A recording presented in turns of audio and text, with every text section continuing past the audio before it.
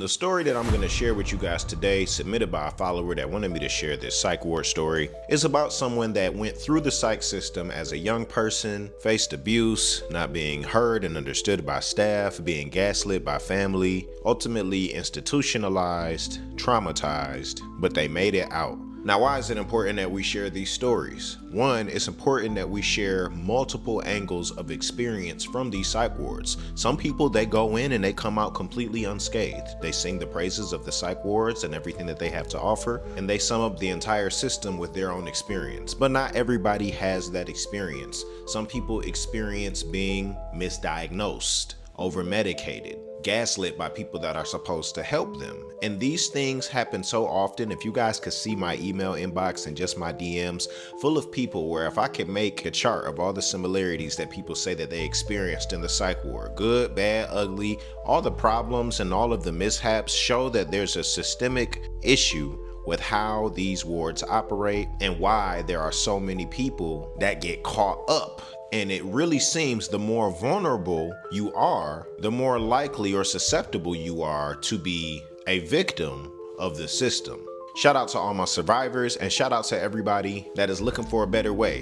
So I'm going to share this story and we're just going to have an open dialogue and conversation about the effects of psych treatment when it starts from childhood. Welcome back to Jay's Psych Ward Stories. Hey, we are living in a psych ward.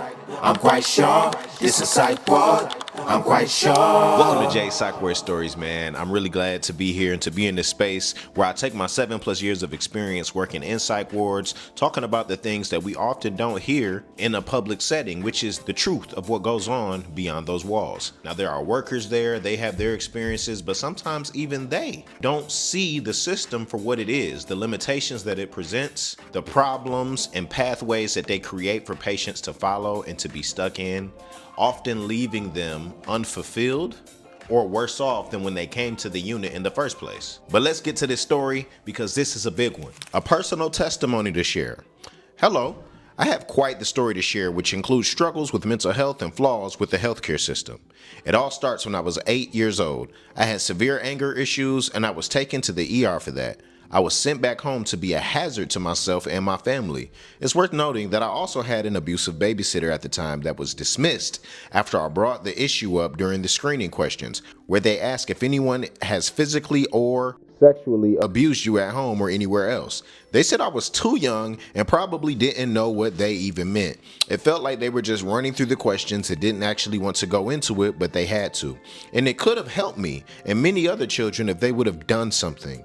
So after nothing happened at the ER besides a waste of everyone's time, fast forward to when I'm about 11, and this was my 5th suicide attempt, I believe. I want to go back for a second. She said during the screening questions, it's as if they were asking her and assuming that she wouldn't know how to answer these questions. There's a reason why these screening questions are here. And as workers, we can't assume because we see the innocence of a child that everything we see there is what we're getting. Like, we don't know. Maybe they're describing something that is away from the thing that they don't understand that gives you insight as to what might be happening. So that's a bad look for the staff to have missed out on that. And that is a very important place to catch things going on, to actually systematically be there for kids in ways that we say we have resources for, but then we have situations like this. Let's keep going. She said at 11, she had her 5th suicide attempt, she believes, right? She said, my anger issues had now manifested into depression, and I went to the ER after an attempted OD. Thankfully, I was mostly fine physically, but I was given the option of just going home, which I didn't want to do. Going to PHP, aka Partial Hospitalization Program, which is basically a not so fun day camp for coping skills and drugs if you're not familiar, or lastly, an inpatient treatment facility that was an hour away from my home. I ended up going to the treatment facility and was told I'd be there for about 5 to 7 days, and I was there for 8. Still salty over that one day, and no, I don't believe that's petty of me because every day of being in the mental hospital is trauma and absolute torture. I had about 3 hospitalizations, I believe, in the following year. And then fast forward to about when I was freshly 13, I called 988 after I attempted to hang myself. Whew, this poor baby. Basically what happened is I tried to hang myself I was hanging for about 1 minute and then the rope broke. I called 988 and was talking to the woman on the other end. We were talking for about 5 minutes with my raspy voice from the rope, and then I heard my mom coming. I frantically hung up, and my mom found me hiding in my sister's closet after a short search. She calmed me down, just assuming I had a panic attack because that was about a weekly occurrence at the time. We were talking for no more than 7 minutes when my dad walked in. He said there was authorities there and they were saying I was hurting myself. I walk out to see about 20 police officers, firefighters, and paramedics there. I proceed to yell at them because they didn't have a warrant, but apparently they didn't need one. To be fair, I was in fight or flight. I was taken out to an ambulance and they drove me to the emergency room.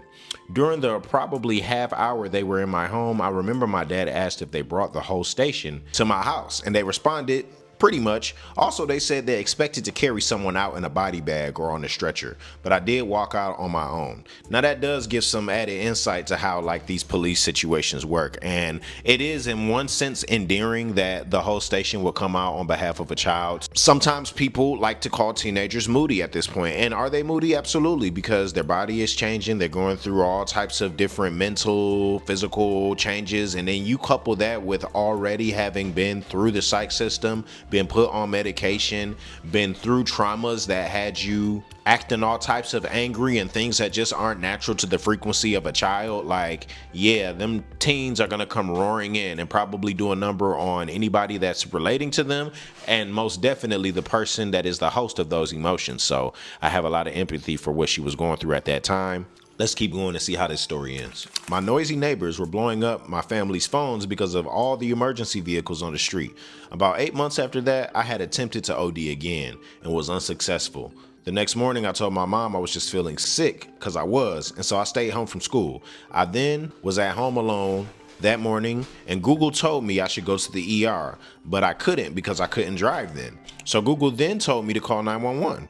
I called 911 on myself, and about 4 minutes later, I was once again surrounded by about 20 police, firefighters, and EMS. But mind you, I'm still home, alone, and a minor. I had my large 2 pit bulls who scared the police, and it was all a mess. I met my parents at the ER, was admitted to inpatient 1 day later after being in the ER.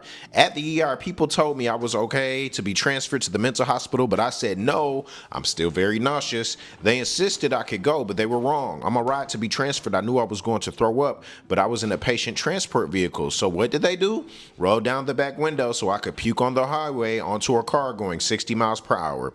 It also got all over the car and in the air vents. It smelled so horrible, and I guarantee they just had to deem the van unusable. About 20 minutes later, but it felt like a century, I was in the mental hospital, and I went through the 4 or so locked doors with vomit on my shirt, in my hair, and all over my face. If the people at that ER would have listened to me, not only would it have saved the state some money from having to replace the van, but I'd also be spared a traumatic experience. After that, I went into the unit, saw a nurse who was there for all of my other admissions, and I immediately said I need to take a shower right now. But I had to do the safety checks. I was being strip searched with vomit all over myself, and I feel really bad for people who had to do that search because I definitely smelled really bad.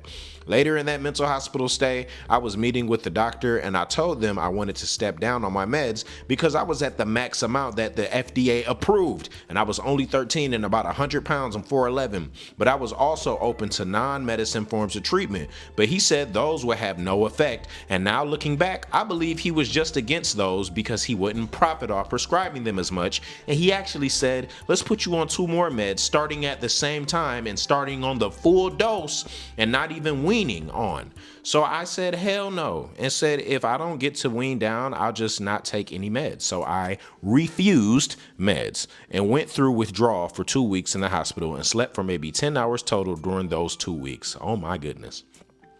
That's a lot to experience for a 13-year-old. And how much negativity did she have to experience through the healthcare system, through the psych system, to know like, okay, this is how I can recognize pattern dangerous talk from a psychiatrist in a way that I don't want to deal with. This is somebody that has been through the experiences and knows what they don't want. But the fact that she even had the wherewithal and stance to take one against her doctor for her own greater good, is promising, but it just sucks that there aren't people in her corner during that experience to help her come out on the other side. That's a lonely and sad state of things, and a lot of our children across this country are dealing with that and shouldering it themselves. I was there for about 3 weeks, and I got the prescriptions they were prescribing just so I could get out, but I never took them, and so I basically just continue on my original medications I was on before that admission. Now I'm actively stepping down from the meds after finding a doctor that would hear me out. I'm near graduating high school early, and I'm a competitive dancer. I plan to go to medical school and actually put into practice do no harm. And as for my mental health, I still struggle, to be honest. I still have the thoughts of hurting myself, and I'm not sure if I'll ever be without those thoughts. But I've been out of the hospital for nearly 4 years, and I can easily say the only reason I haven't been back is the fact of how traumatized the previous admissions made me. And I credit God. Trauma is now my main motive to not act on any suicidal thoughts, which sounds really odd. I hope someday I'll be fully better, but sometimes mental health will never be fully better. Thanks for taking the time to read this lengthy email. Wow. And I'm glad that even a young person feels confident and apt to reach out to me, because I could never discount the experiences. This is a very deep and troubling and a really common experience that a lot of children across this country go through. And the fact that she is still navigating life and still is on the way to graduate high school. Number one, we got to give a shout out of congrats for that. Snap it up, clap it up for her. But two, where could things possibly be if they would have done the proper paperwork and screened her? She was ready to share. She talks about the fact that she was abused by an adult, and that section of the paperwork might have forever changed how her situation was categorized. Because sometimes when people look at kids, they downplay their situation. They're just acting out, or they're growing up. They don't understand the world. They want what they want. Like these things that kind of downplay the way trauma shows up in children and where that trauma originates from, you know? And it's not about like thinking that trauma is happening in everything that they're dealing with, but it's just about giving them a chance to have a voice and actually seeing if it sources back to something that could help avoid them going down a road of misdiagnoses and abuse and taking medications that ultimately Big Pharma will continue to rake in profits for, that these psychiatrists will continue to rake in profits for recommending, but won't actually have any benefit for the patient. That's the biggest concern here. Y'all let me know what y'all think about this story in the comment section. This is exactly why we have these two school groups, and I greatly encourage you guys to join up. We have the Psych Ward Survival Club for people that have made it out the ward, that want to connect with other people that have made it out or are considering going to the ward and want to just be able to have the best tips right from the source of people that know what it's like. Here's one thing that I have noticed, like, take it from me, guys. Not just me having done the work that I've done inside these wards, but post that work, having put this content out and talked to hundreds and interacted with thousands of people, there is a pattern with how these wards work around the world, okay? The entire earth. So with that being said, it's important that we look at these patterns and that we bring people together so that they don't feel like they're having a cubicle solo experience that has nothing to do with any other people, because they are really good at isolating you mentally, saying, well, just because this person's depression worked this way doesn't mean it works this way for you. You might need a different concoction of meds. You might need, yes, obviously treat your situation different from somebody else's, but there's wisdom to be gained from people that have gone through similar things. And I don't like the idea of isolating. I like the idea of incorporating. And so that's why we have the Psych Ward Survival Club. That's a powerful space.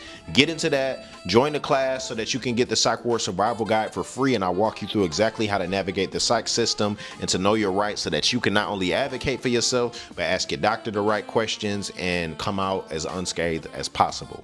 And then we have the Psych Worker Survival School so that you don't end up messing up, much like the workers did in her situation where they didn't screen her properly. And you can avoid even going into that with poor training, because you have the right mindsets that put patients first and prioritize them, so you can know not only how to take care of patients, but how do you take care of yourself as a worker? How are you supporting yourself outside of work and shorelining the things that you do? There's always things. I was just having a conversation with a nurse in my school group today. She was talking about how important it is to have boundaries so that you can still be effective and want to come back to it. Otherwise, you'll get burned out quickly. And that's a problem. So that's why we need to come together as workers, encourage one another. When we come together as a community, we're able to know what everybody knows and kind of have a hive mindset. Everybody's an individual, but we learn from each other, we source from one another, we're self-reliant. And so therefore, if we can keep growing these spaces, when the system comes a knocking, we can knock back and say, hey, actually, we dictate how the system looks because it's there to serve us, right? And we don't even have to go to war. We don't have to do anything and have all this anger and division and fight. Like, all of that serves its purpose for the time in which it does. But I love the idea of just setting up your chess pieces perfectly so that when people try to play you, you could play right back and say, check, actually, you know what I'm saying? Because there's power in numbers, and there's a different type of response when you already have a plan, when you already are organized, and you already have agreed on a method that works, and you're just going to implement it and let it do what it do. That's what we here to do, and we're going to grow that over time. We don't care how long it takes because we're going to be here. So make sure you join up in those groups. Even if you're on your independent solo survival journey, grab a physical guide off of Amazon, Jay's Psych Ward Survival Guide, as well as you can grab the ebook if you want a copy on your phone.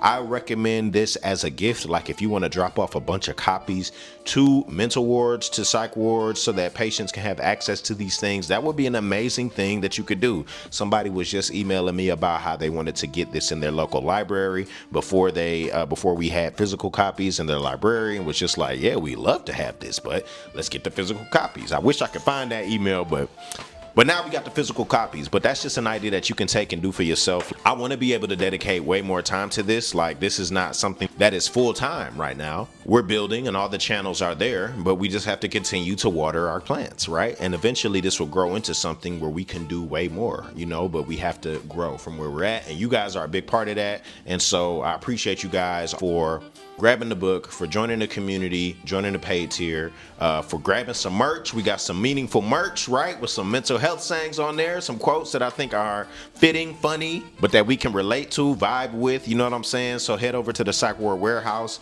I appreciate you guys as always, and like for more videos.